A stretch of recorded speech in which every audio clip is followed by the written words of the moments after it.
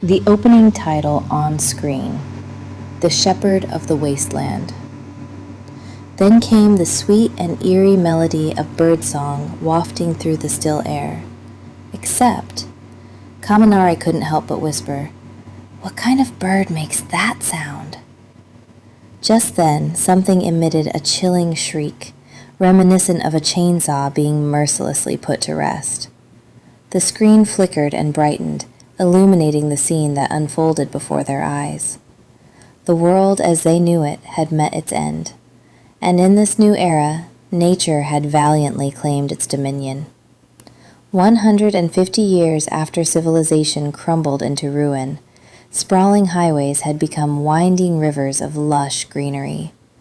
Towering trees burst forth from the remnants of buildings, their roots anchoring deep into the crumbling asphalt. Apartment towers, once symbols of urban life, stood draped under thick blankets of vibrant moss, which flourished in the absence of human interference. Vines twisted and coiled around the skeletal remains of abandoned train stations, their rusted tracks now choked with wildflowers. Entire neighborhoods, once bustling with human activity, had vanished beneath dense forests teeming with life. Humanity's great cities, once teeming with people and noise, had become mere skeletons, their shattered towers piercing the skies like sad monuments to a species that had stubbornly endeavored to survive even its own extinction. Yet, to everyone's surprise, humanity had not fully disappeared.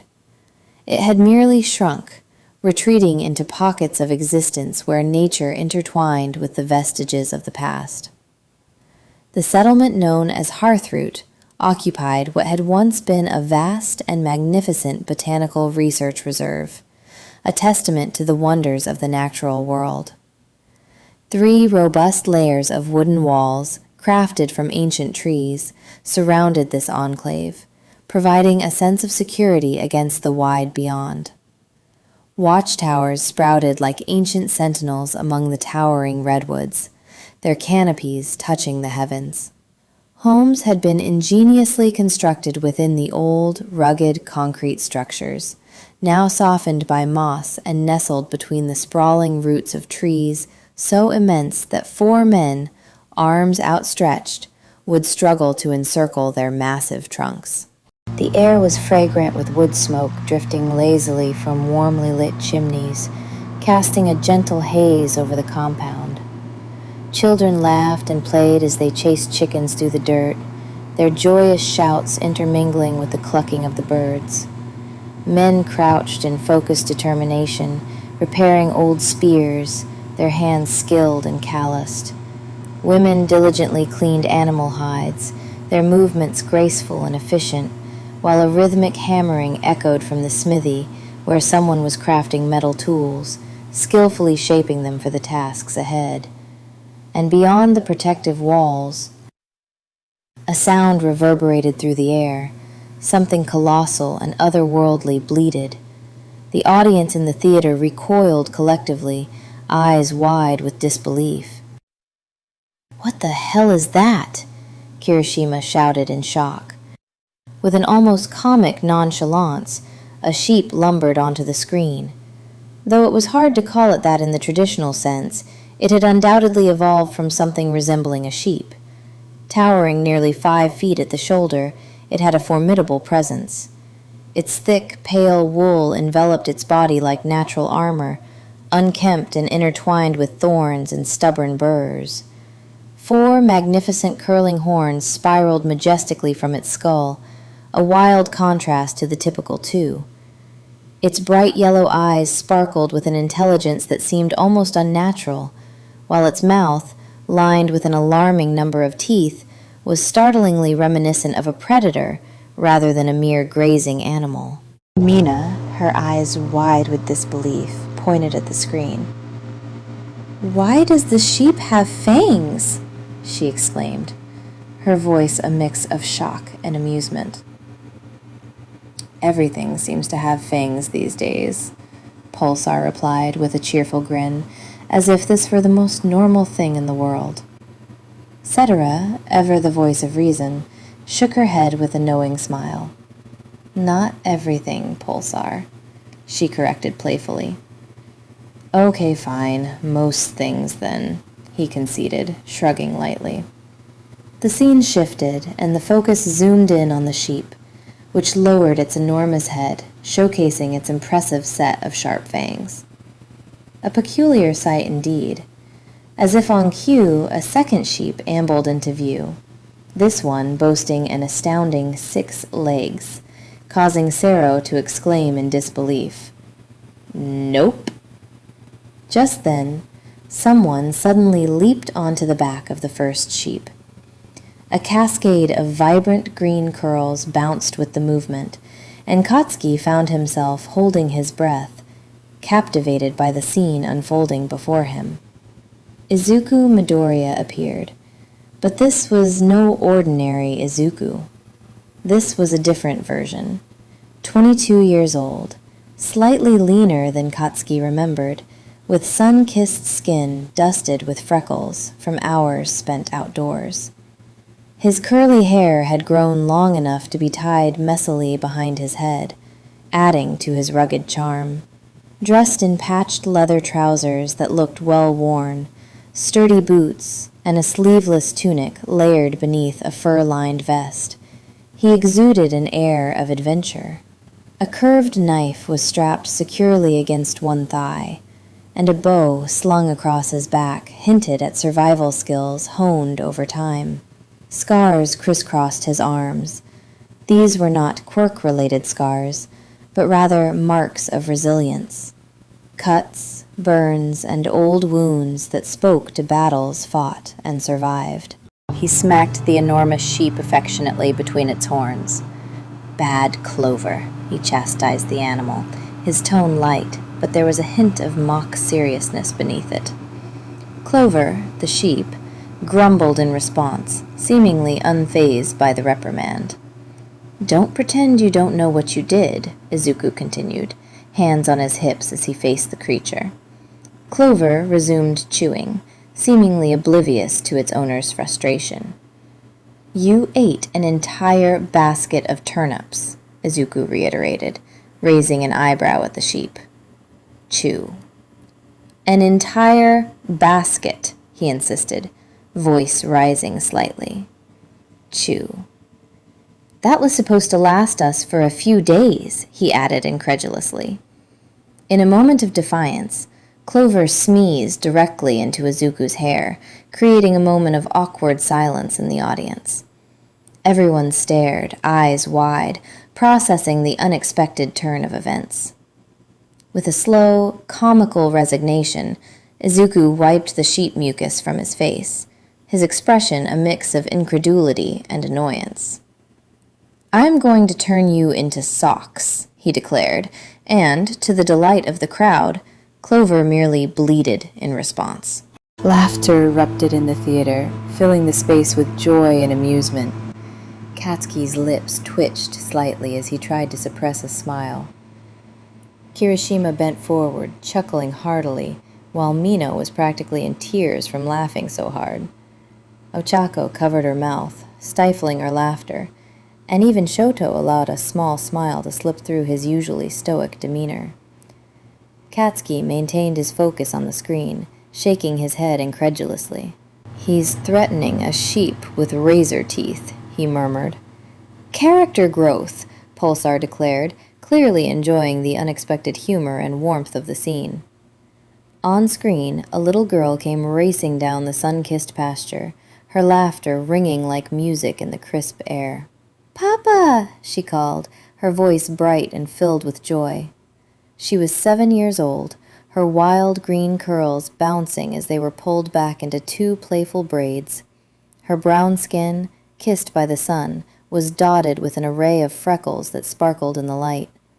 A small wooden spear, carved from aged wood, bounced eagerly against her back as she ran. Izuku's heart warmed as he immediately crouched to meet her, his expression softening. Emiko! He exclaimed just before she came barreling into him. With practiced ease, he lifted her effortlessly into the air. There you are, my little sprout, he said affectionately, cradling her against his side. "We found mushrooms," Emiko cheered, her eyes sparkling with excitement. "Did you touch them?" Izuku asked, a hint of concern creeping into his voice. "No," her reply was quick and confident. "Good," he sighed, but then raised an eyebrow. "Wait, did anyone else touch them?" "Sasuke tried," she added, her tone almost as if she were sharing an amusing tidbit. Izuku's smile faltered, replaced with a serious expression. "Of course he did," he murmured, knowing his youngest son all too well. Just then, another child dashed into view, a rambunctious 5-year-old with messy black hair that stood defiantly in all directions and huge, expressive green eyes. He was dragging a woven basket nearly as large as he was, a determined look on his face. "Hey, I didn't touch it," Sasuke protested, his tone defensive and slightly indignant. "You licked it," Emiko stated matter-of-factly, her eyes narrowing in sisterly accusation. "I wanted to know if it was poisonous," Sasuke shot back, clearly unrepentant. Izuku stared at him incredulously. "That is precisely how you discover if something is poisonous. The wrong way," he explained, attempting to keep his tone calm.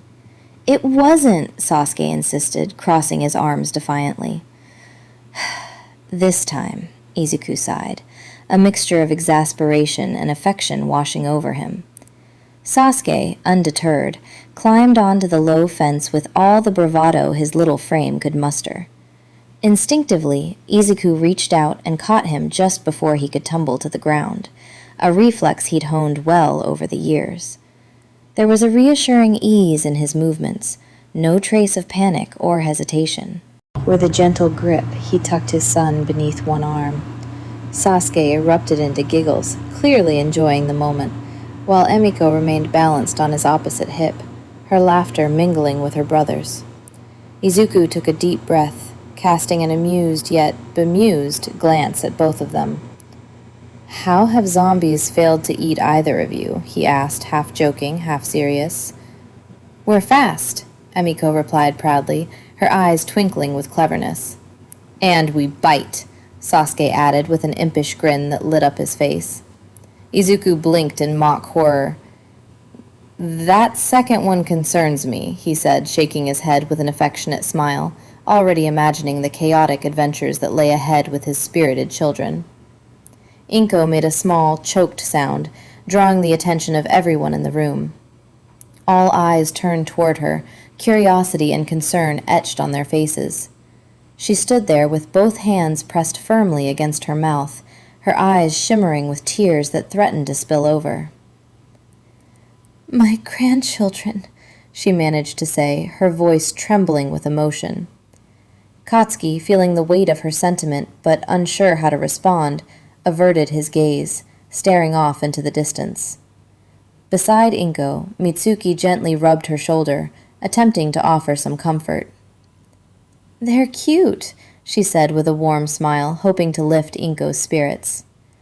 Inko's face lit up momentarily, a weak yet genuine laugh breaking through her tears.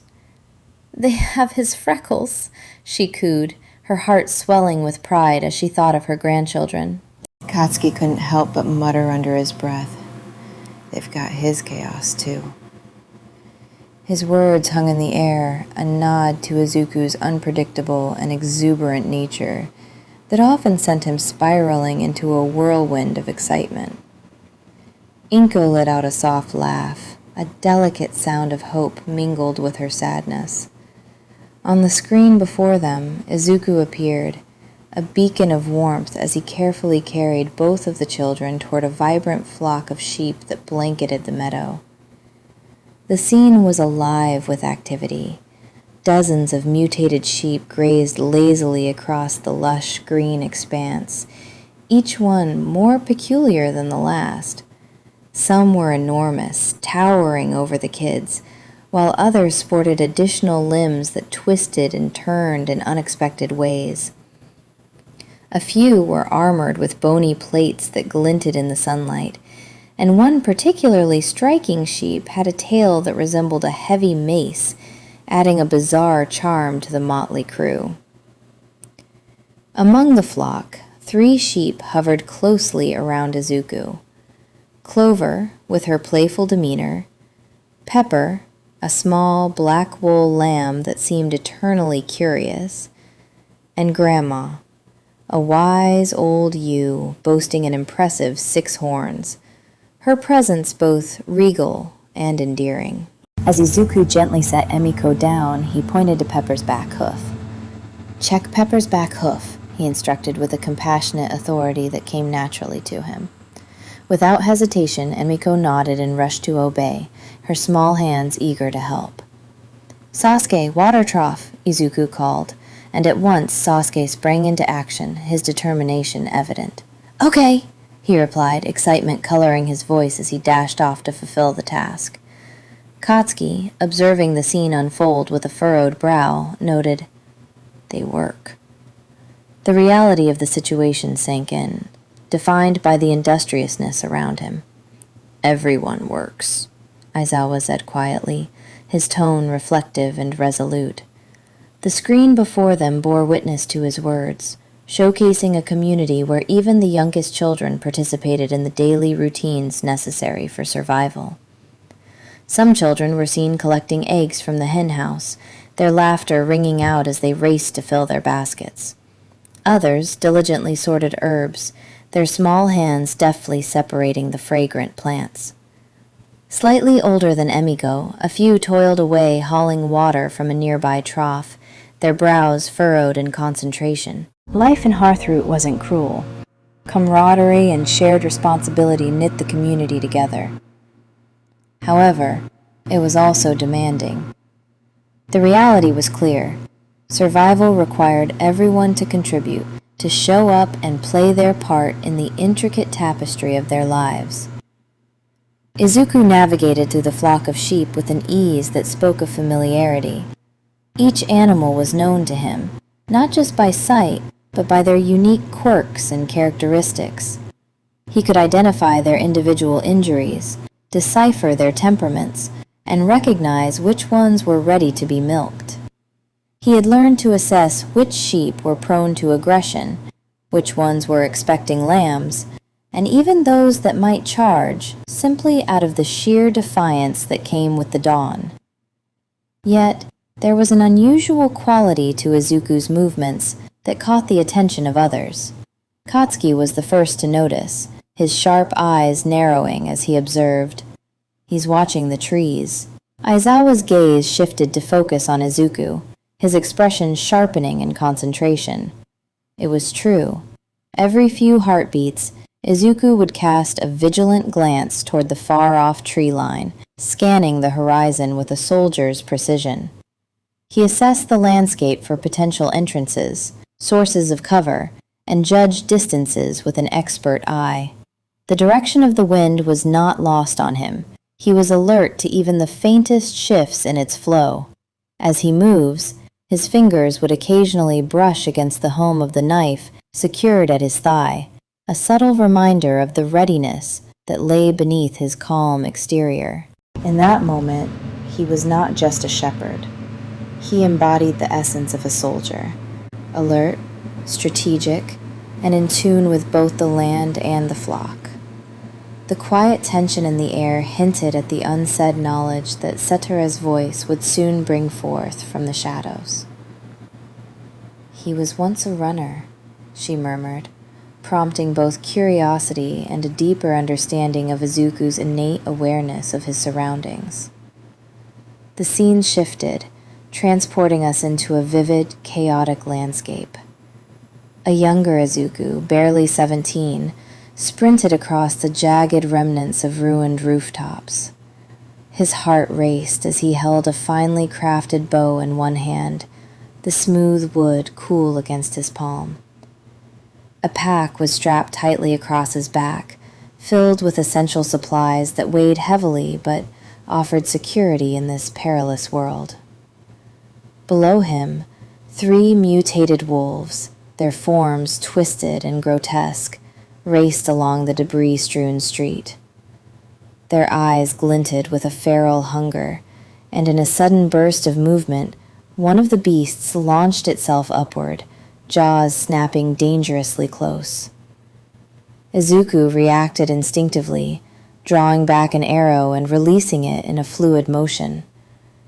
The projectile flew straight and true, piercing the wolf's eye with lethal precision. The creature collapsed in a heap, blood pooling on the pavement below. Without a moment to spare, Izuku leaped to another rooftop, landing with a roll that absorbed the impact and kept him moving. The urgency of the chase pressed on him, every heartbeat echoing the chaos of the world around him. Scenes flashed before the audience, each one a testament to Izuku's struggle for survival. In one moment, he crawled beneath the skeleton of an overturned bus, nerves taut as dozens of zombies roamed above, their guttural moans filling the air with dread. He pressed his body against the cold metal, heart pounding in his chest as he waited breathlessly for the danger to pass. Another scene unfolded, showing him engaged in a tense bartering exchange with wary strangers. The weight of desperation hung heavy in the air as he traded precious medicine for food, each item a lifeline, each deal fraught with tension. Then, time sped up in a frantic montage. He narrowly escaped a pack of vicious raiders, their shouts and threats a cacophony that spurred him onward. In a particularly gripping moment, he dragged an injured runner behind him, struggling under the weight while firing arrows with one hand. Each shot was aimed with fierce determination, a testament to his resilience as he fought to protect them both. Finally, the scenes converged, bringing him back to Hearthroot. Though he appeared bloodied and worn, a smile broke through the grime on his face, illuminating the exhaustion etched into his features. It was a smile filled with relief and a glimmer of hope, proof that despite the darkness surrounding him, he had emerged victorious, ready to face whatever came next. He stopped running at 19. Emiko had been just 4, and Sasuke only 2. He had lost Sasuke's father 3 months prior. Izuku had made choices for his children. The screen shifted back to the meadow. Laughter had faded into silence. "How did the fathers die?" Ochako asked. Pulsar's smile had disappeared. Emiko's father died battling infected. The screen flashed an image of a man pushing Izuku and toddler Emiko through a gate, then turning to face danger as a swarm descended. The image disappeared before anything graphic could be seen. "And Sasuke's father?" Hagekure inquired. "Raiders." Another image appeared, showing Izuku kneeling beside a covered body, with 2-year-old Sasuke asleep against his chest. Katsuki felt his jaw tighten.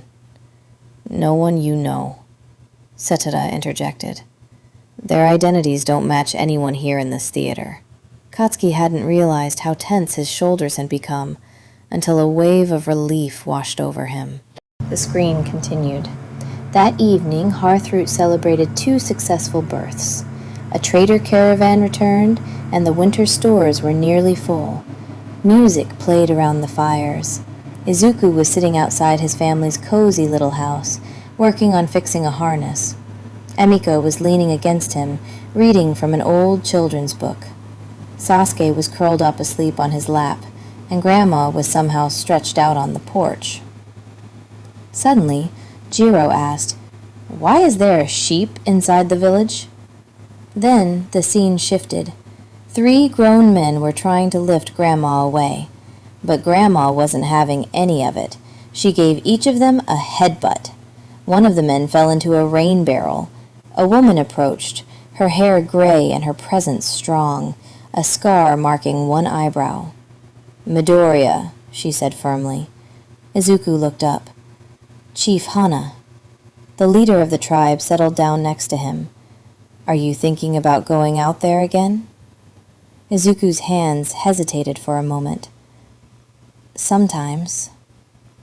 "You miss it, don't you?" the chief observed knowingly. "I miss seeing new places," Izuku replied honestly. "You've seen some dark things, too," Hana reminded him. But I've seen mountains and beauty as well, he countered, his eyes reflecting his memories. Hana smiled gently, and Izuku glanced over at his children nearby. I can't take the chance of not coming back to them. Her expression softened with understanding. That's a wise choice. As Izuku returned to fixing the harness, he suddenly paused. His hand moved subtly down, resting on his stomach, where a small change was barely visible under his clothing. Inko's eyes widened in surprise. Oh! Ochako looked confused. Is he... Words appeared quietly at the bottom of the screen, adding to the moment's impact. Gestation, 24 weeks. The room fell silent as everyone absorbed the revelation. Katsuki looked in surprise. Another kid? Setere nodded in response. Izuku gently touched the small bump on his stomach. Chief Hana noticed and asked, Is it moving? A little, Izuku replied. Is it healthy? She questioned. The healer says it is, he assured her. Hana then asked, And what about the father? Izuku's smile faded instantly. Hana's expression followed suit. Right. Izuku took a deep breath. 3 months along. The group sensed the weight of the moment. It felt heavy and sad. Another mate lost. Izuku glanced over at his sleeping kids. He knew, he murmured. Hana's hand rested softly on his shoulder. He would have been happy about this, she said. I know, Izuku replied, his heart feeling heavier at the thought. Inko quietly wiped away her tears. On the screen, Izuku took a deep breath before frowning. He suddenly straightened up. Hana noticed right away. What's wrong? Izuku stood up, waking Sasuke in the process. Papa? The boy asked sleepily. We need to go inside, Izuku replied, his voice firm. Emiko looked up, confused. Why? Now, Izuku insisted, and there was something in his tone that left no room for debate. Both children dashed inside the house. Izuku gazed toward the trees in the south, where suddenly birds burst out in a chaotic flurry, thousands of them fleeing in all directions. Clover perked up his ears, and Pepper bleated anxiously. Grandma stood up, and one by one, all the sheep in the pasture began to move away from the southern wall. Izuku felt a rush of fear. Hana, he said, realizing something was wrong. The chief was already up, and a bell rang out, once, then twice, and finally 3 times. Hana whispered, Raiders. The bell rang again, signaling 4 and then 5 times. In an instant, the whole settlement sprang into action. People rushed to grab their weapons, children were hurried toward the underground shelters, and archers ascended the towers to prepare for whatever was coming. Izuku sprinted back to his home, where Emiko had already grabbed the emergency bag. Sasuke struggled to put on his boots. Papa! He shouted. Izuku knelt down to their level. Listen to me. You both need to go to the north shelter. Emiko's expression shifted, filled with concern. No. Emiko, Izuku started, but she interrupted. You said we're never supposed to split up during raids. He paused, realizing that he had taught her that important lesson. You're right. A horn blared, making the southern gate tremble, and screams filled the air. Izuku's face became serious. Change of plan. He quickly grabbed the emergency bag. Inside were a bow and arrows, a knife, 2 water bottles, blankets, dried meat, flint for starting fires, a medical kit. Everything had its own spot in the bag, all ready to go. He had the instincts of a runner, always prepared for action. Izuku tightly wrapped a leather guard around his waist. Sasuke looked at him, surprised. What about the baby? He asked. It's safe, Izuku replied. Suddenly, there was a loud crash nearby. Izuku opened the back door and was shocked to see 3 giant sheep outside: Clover, Pepper, and Grandma. He exclaimed, "No!" Clover bleated loudly. "I told you to stay with the herd," Izuku yelled.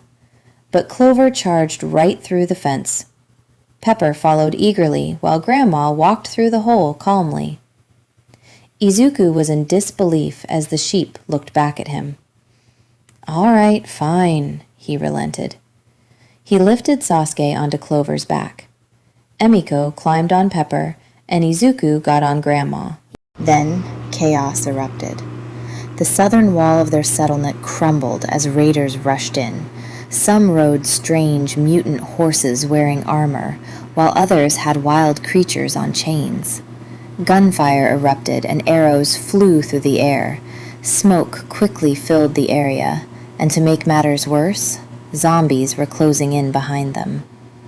The raiders had purposely led an infected herd straight toward Hearthroot. Aizawa leaned in, realization dawning. They used the zombies to breach their defenses. Setara nodded in agreement. The raiders attacked the humans, while the zombies were a threat to everyone else. It was pure chaos. Izuku turned Grandma toward the north. "Go!" The sheep surged forward. They didn't move like typical livestock. They charged through fences and leapt over debris. Clover collided with a raider, sending him flying several feet away. Mina cheered. "Yes, Clover!" Pepper took a swing at another raider. "Pepper!" Grandma lowered all 6 horns. Kirishima winced. "That's going to hurt." Izuku shot arrows backward, one after another. A raider fell with the first, then a second, and a third. As a zombie closed in, he expertly maneuvered while firing.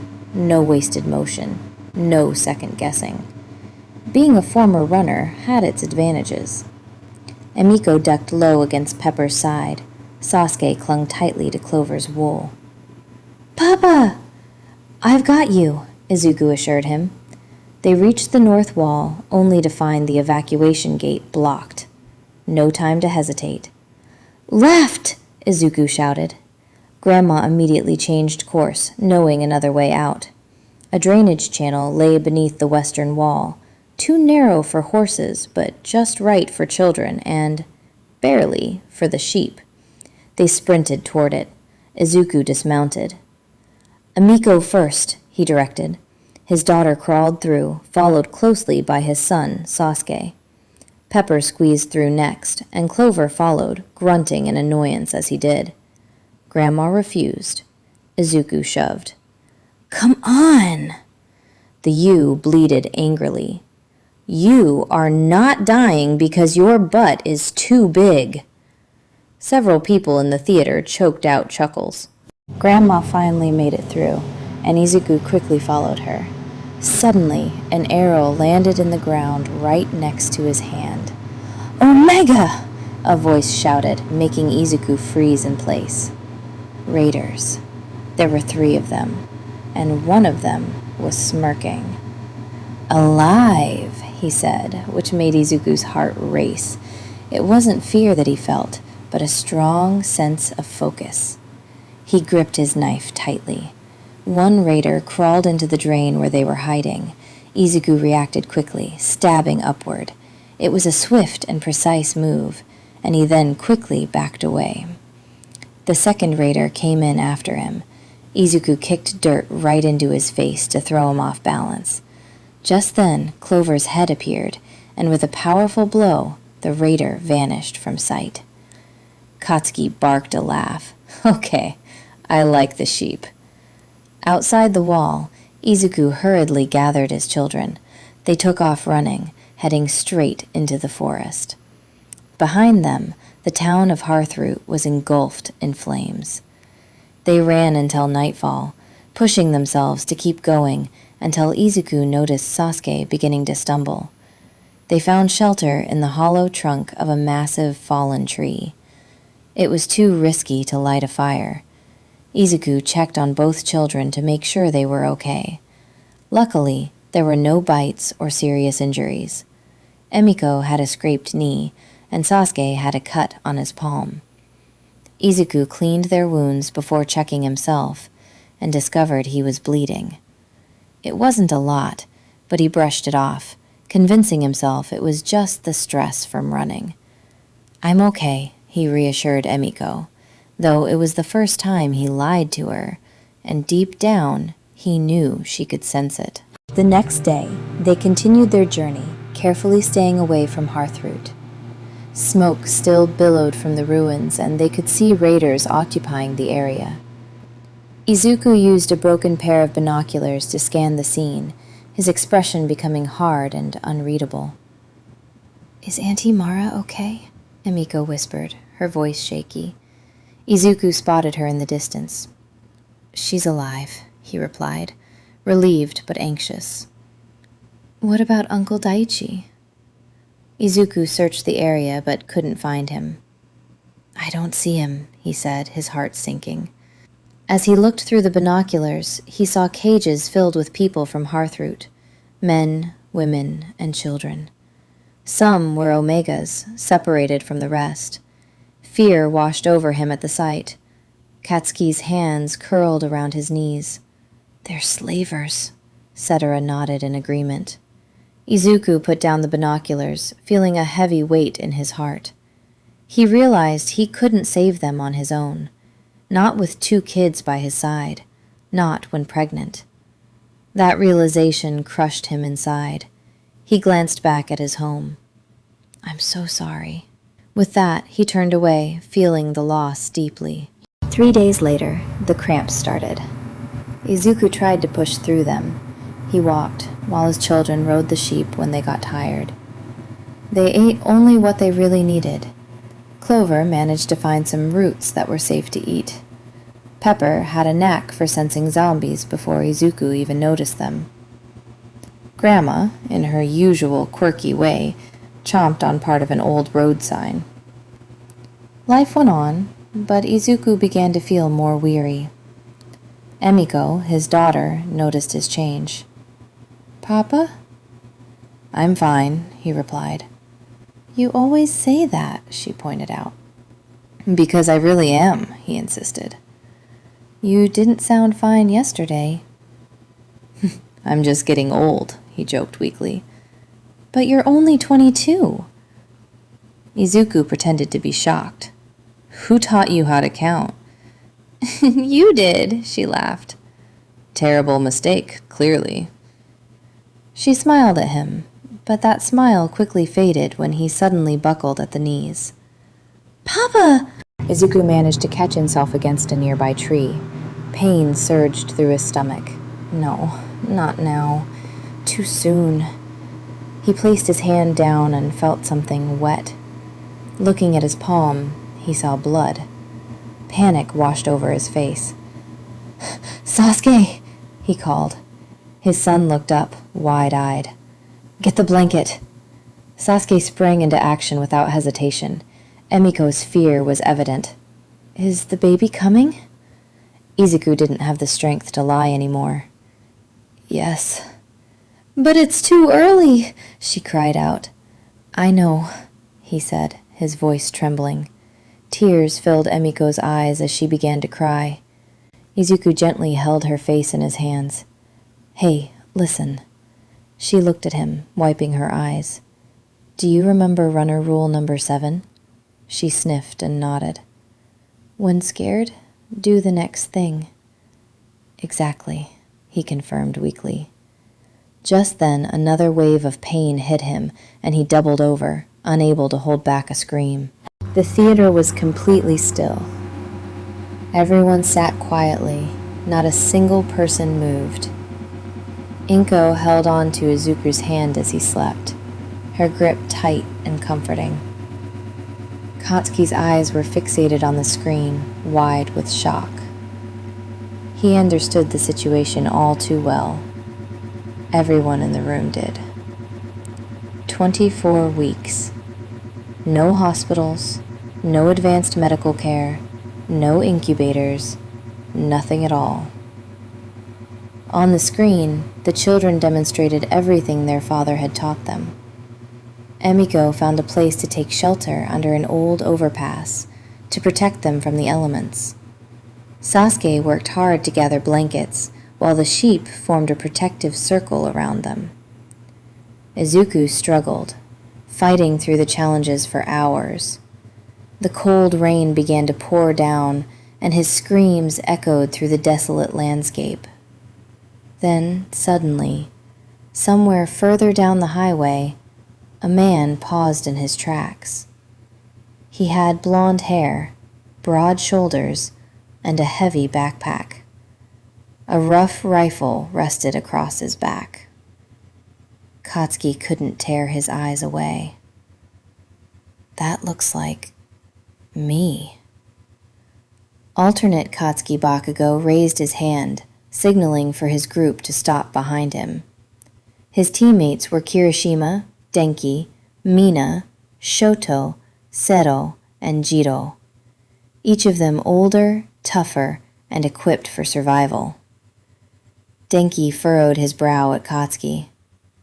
"What's going on?" Katsuki strained to listen. He could hear another scream in the distance, followed by a child's voice calling out, "Papa!" Katsuki's expression grew serious. Someone's in trouble. Shoto checked his rifle, his tone cautious. "It might be a trap." "Could be," Katsuki replied. But another scream pierced the air, and he began to run. Kirishima let out a resigned sigh. "Of course we're going to help." The others quickly followed him. They stumbled upon a herd of sheep first. Clover rushed in, shouting, "Holy sh!" before Kirishima merrily avoided a collision. Then Pepper lunged at Sero. "Why me?" he yelled in surprise. Meanwhile, Grandma chased Denki onto a truck, crying, "Get it away!" Despite the tense moments, laughter unexpectedly filled the cosmic theater as the chaos unfolded. Katsuki raised his rifle, but then he heard a little girl crying. A small girl appeared before him, pleading, "Don't hurt them!" Immediately, Katsuki lowered his weapon. The girl, named Emiko, stood bravely between the strangers and the sheep, holding a tiny spear that trembled in her hands. Behind her, Izuku let out another scream. Katsuki's face changed instantly. "Your parent?" She nodded quickly, panic in her eyes. "Papa's having the baby." Mina's expression turned serious. "Baby?" "It's too early." Jiro was already moving. "Where's he?" Emiko led them under an overpass. Izuku was curled up on blood-stained blankets. Sasuke held his hand. "Papa, there are people here!" Izuku's eyes shot open. Strangers. Armed. He reached for his knife. Katsuki halted in his tracks. "We're not here to hurt you." Izuku didn't lower his knife. "How can I trust you?" "You've got 3 wild sheep trying to attack us, and I haven't shot anyone yet." Izuku blinked in surprise. "That's a fair point." Another painful contraction hit him. The knife slipped from his grip as he cried out. Mina rushed forward to help. Jiro followed closely. Shoto knelt beside him. Katsuki turned to Kirishima. "Make sure the road is clear." "On it." The scene slightly dimmed as time went by. Rain poured down against the concrete. The group worked tirelessly. They boiled water, used their medical supplies, and tried to keep the children entertained whenever they could. They did everything they could, but some battles are beyond anyone's control. The baby was born before the sun rose. It was too small and came too early. It was silent. Izuku sensed it before anyone spoke up. He stared in disbelief. "No." Mina's expression fell. "Izuku." They had learned his name at some point during the night. Izuku reached out for the baby. "Hand them to me." No one disagreed. Mina carefully wrapped the little one and placed the small bundle against his chest. Izuku gazed down, and everything around him grew eerily silent. Sasuke crawled over next to him. "Papa?" Emiko began to cry, understanding the weight of the moment. Izuku felt frozen, unable to respond just yet. He gently touched the baby's tiny cheek and then rested his forehead against the little one's head. "I'm so sorry." Inko buried her face against All Might's shoulder, overwhelmed by emotion. Achako was openly crying while Kirishima tried to wipe his eyes. Even Bakugo's mother was completely frozen in place, taking in the scene. On the screen, Izuku spoke softly to the child he would never see grow up. "I wanted you," he said, his voice breaking with sorrow. "You need to know that." Katsuki, standing nearby, looked down, feeling the weight of Izuku's words. "I wanted you so much," Izuku finally cried, his sobs quiet but heartbreaking. His shoulders trembled as Emiko crawled beside him, and Sasuke pressed against him from the other side. The 3 massive sheep stood just outside the shelter, watching and protecting them. The strangers nearby kept their distance, allowing them their moment. Alternate Katsuki stood under the rain with his jaw set tight.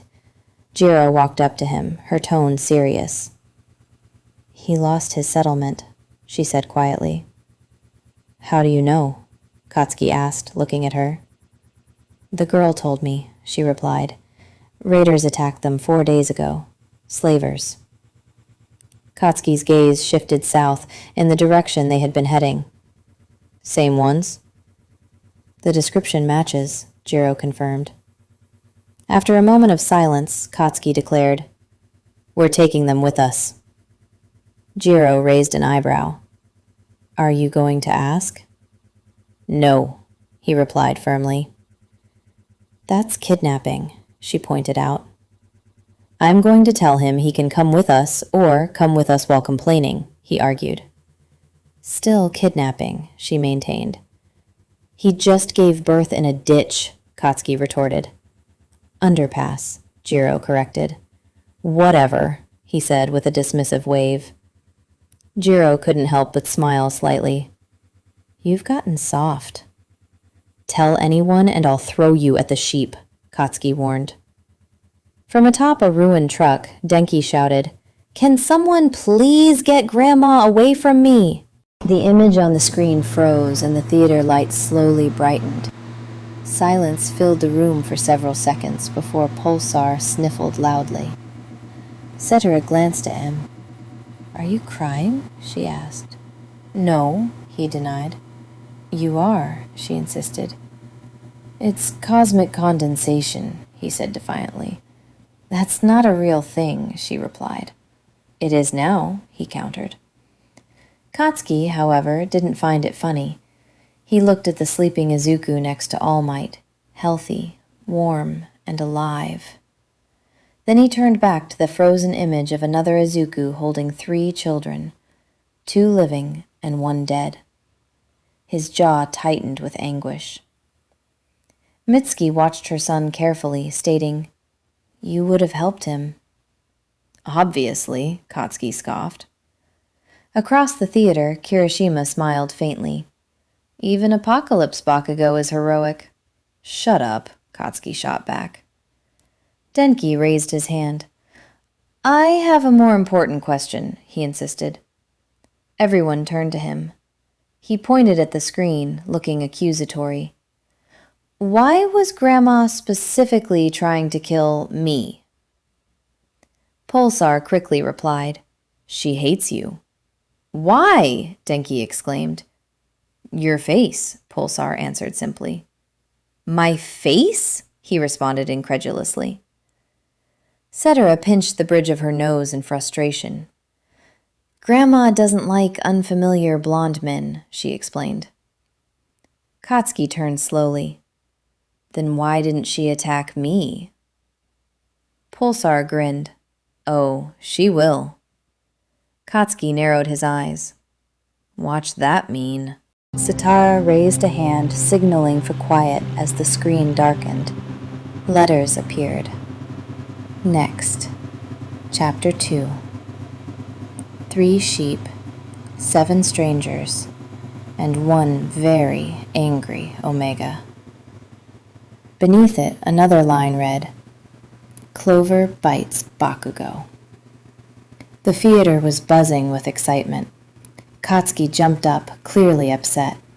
Why would you spoil that? Pulsar was laughing so hard he could hardly breathe. Because your reaction is priceless. I'm going to get you for this. You can't. That won't stop me from trying. Sitara observed Katsuki as he chased after a cosmic being across the stage. Then she glanced at Izuku, who was still fast asleep, connected to countless lives. Her expression turned thoughtful, realizing that his journey was just beginning. Izuku Midoriya had faced a lot of loss. He had lost a home, someone dear to him, and even a child. But in his path he had found 7 new friends. These 7 people were about to discover that the quiet, unassuming person they had found crying under a collapsed highway was much more powerful than he seemed. Meanwhile, far to the south, the ones who had caused destruction in Hearthroot were about to learn the same lesson. Alright guys, that was the first intro and chapter of the Cosmic Theater featuring the many lives of Deku. I hope you all liked it so far and look forward to more chapters of this fanfic and many others I really need to finish. And thank you for your support.